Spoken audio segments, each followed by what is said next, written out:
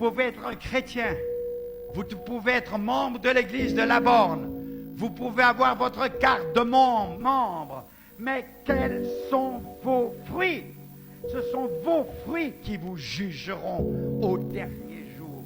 Fuyez la colère à venir.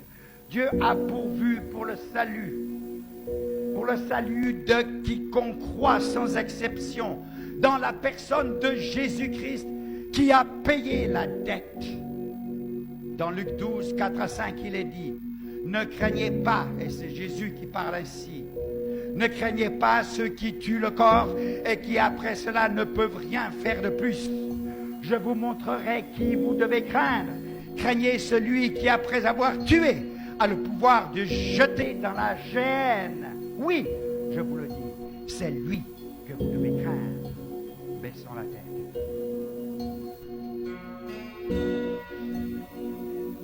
Seigneur, mon Dieu, encore tu nous parles. Tu nous parles de ces choses à venir, de ces choses qui viennent bientôt, de ces choses qui ont affaire à l'éternité. Je te demande, Seigneur, s'il te plaît, réveille notre conscience. Où vas-tu? Tu poses, tu pars demain. Tu vas au séjour des morts ou tu vas au paradis dans la présence du Seigneur. Nous, enfants de Dieu, dans cette dispensation, nous sommes plus privilégiés que ceux qui étaient dans l'ancienne dispensation.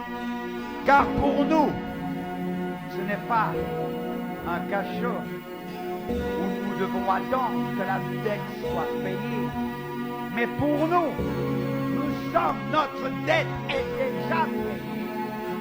Et nous allons en sa divine présence. Es-tu prêt?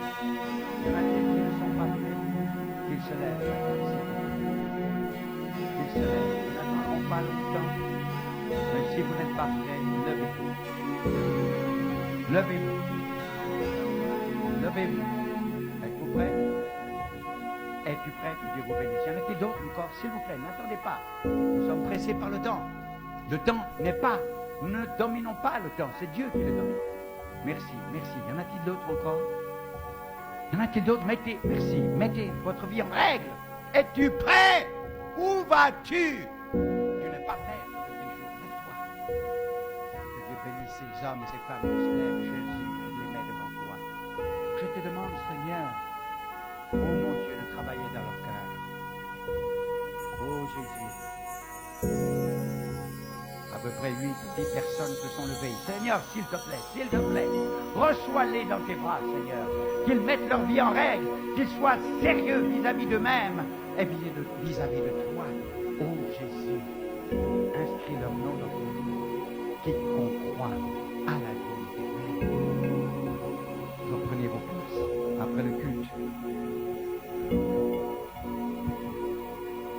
Après le culte, je vous demande de prendre contact avec nos frères conseillers.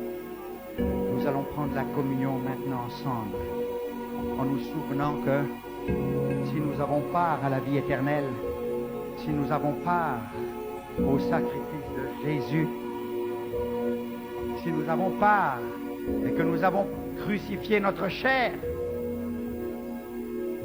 si nous avons part à l'éternité, au paradis, c'est à cause du sacrifice qui a été offert pour nous.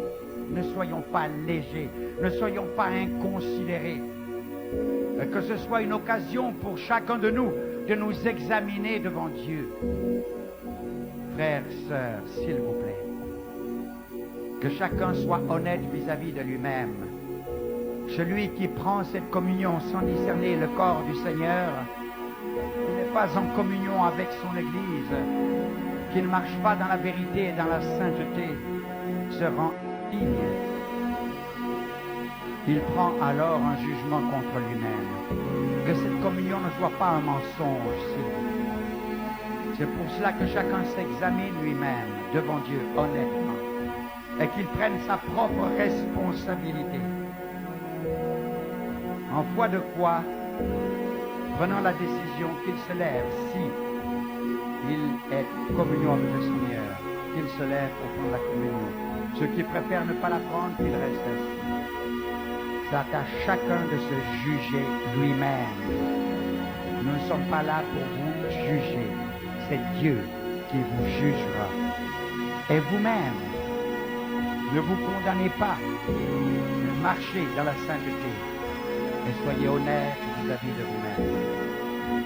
Seigneur, merci. Ton corps a été brisé. Dans la nuit où tu fus livré, tu pris du pain et tu le rompis.